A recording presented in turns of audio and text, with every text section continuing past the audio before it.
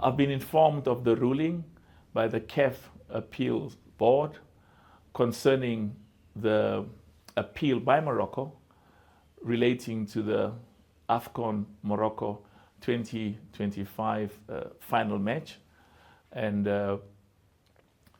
I previously expressed my extreme disappointment with the incidences that took place at the final match. And the important thing of what happened on that final match is it undermines the good work that CAF has done over many, many years to ensure that, that there's integrity, that there's respect, that there's ethics, that there's governance, as well as credibility of the results of our football matches.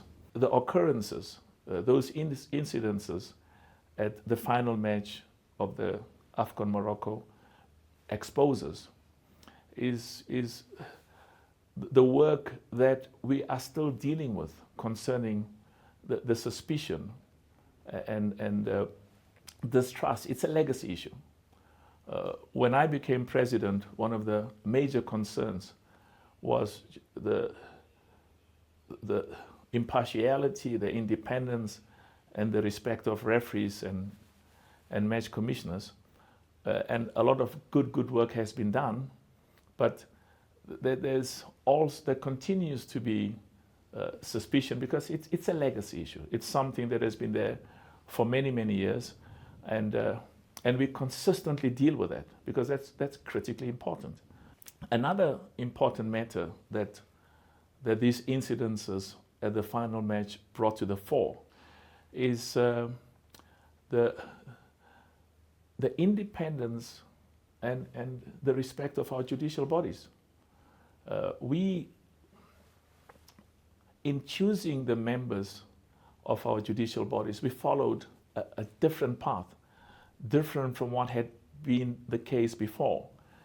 We invited each member association and we invited every zone, the 6 regional areas or the 6 zones in CAF, to give us names of respected judges and respected lawyers, because it is important that the decisions of our disciplinary board, the CAF disciplinary board, and the decisions of the CAF appeals board is viewed with the respect and integrity that's very important to us.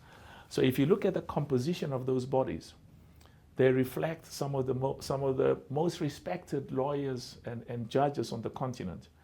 And but we will still have to deal with this, with the perceptions and the concerns about the integrity. It's an ongoing issue.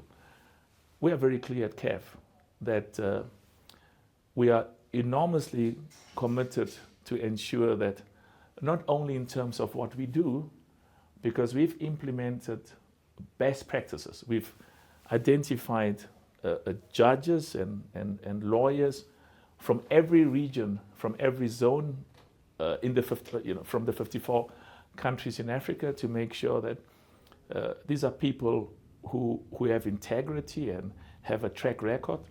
And partly the independence is reflected by the decisions that were taken by the 2 bodies. The CAF disciplinary board took one decision. The CAF appeals board took a totally different position. And I'm told that Senegal is going to appeal, which is very important. Every one of the 54 nations in Africa have a right to pursue their appeals and their advance interests, not only at the highest level in Africa, in CAF, but also the highest body, which is the CAS. And we will adhere and respect the decision that's taken at the highest level. A critical factor is that not a single country in Africa will be treated in a manner that is more preferential or more advantageous or more favorable than any other country on the African continent. We take what has happened at the final match in Morocco during the Afcon, the Total Energies CAF Morocco 2025. We take it very, very seriously.